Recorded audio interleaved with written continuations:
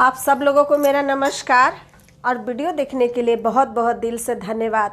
तो आज जो गीत लाई हूँ वो राम जी के मगन में कौन कौन रहता है। यदि ये भजन पसंद आता है आप लोगों को तो लाइक सब्सक्राइब और शेयर ज़रूर करें और कमेंट में लिखें कि ये राम जी का मगन रहने का ये कैसा गीत है। तो सुनिए ये गीत। राम राम रटते रटते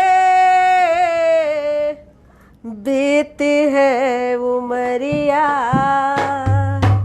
ना जाने कब आओगे रघुराई दासी के नगरिया, दासी के नगरिया। बोलिए श्री रामचंद्र की। हरे राम के मगन में, राम के भजन में मगन भयो रे मोरे पागल मनवा। हरे राम के भजन में मगन भयो रे मोरे पागल मनवा।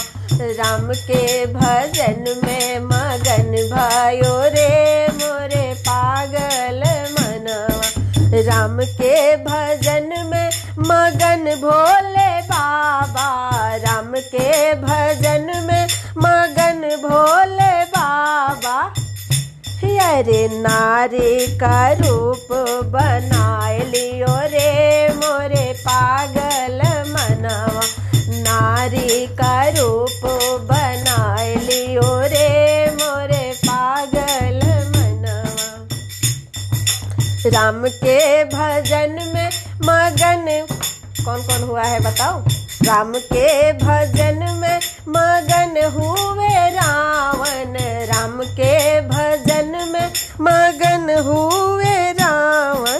सीता के हर के दिखाए दियो रे मोरे पागल मनवा। सीता के हर के दिखाए दियो रे मोरे पागल मनवा। पागल मनवा हो पागल मनवा, पागल मनवा हो पागल मनवा। राम के भजन में मगन भयो रे मोरे पागल मनवा। राम के भजन में मगन भयो रे मोरे पागल मनवा। राम के भजन में मगन बजरंगी, राम के भजन में मगन बजरंगी।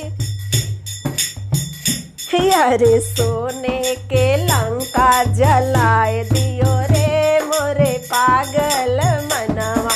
सोने के लंका जलाए दियो रे मोरे पागल मनवा। राम के भजन में मगन तुलसी बाबा, राम के भजन में मगन तुलसी बाबा।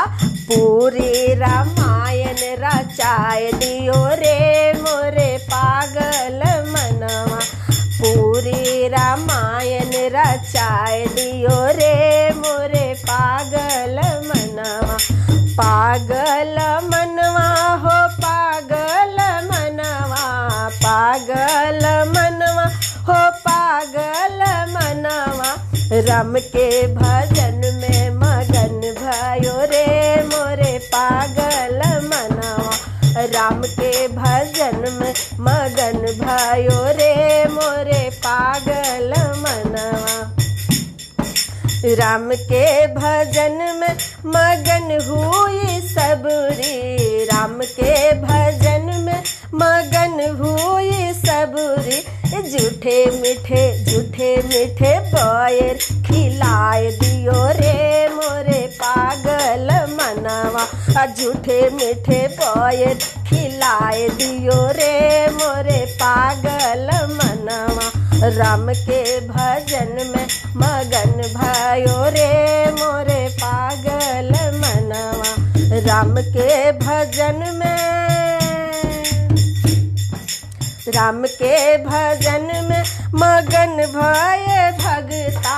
राम के भजन में मगन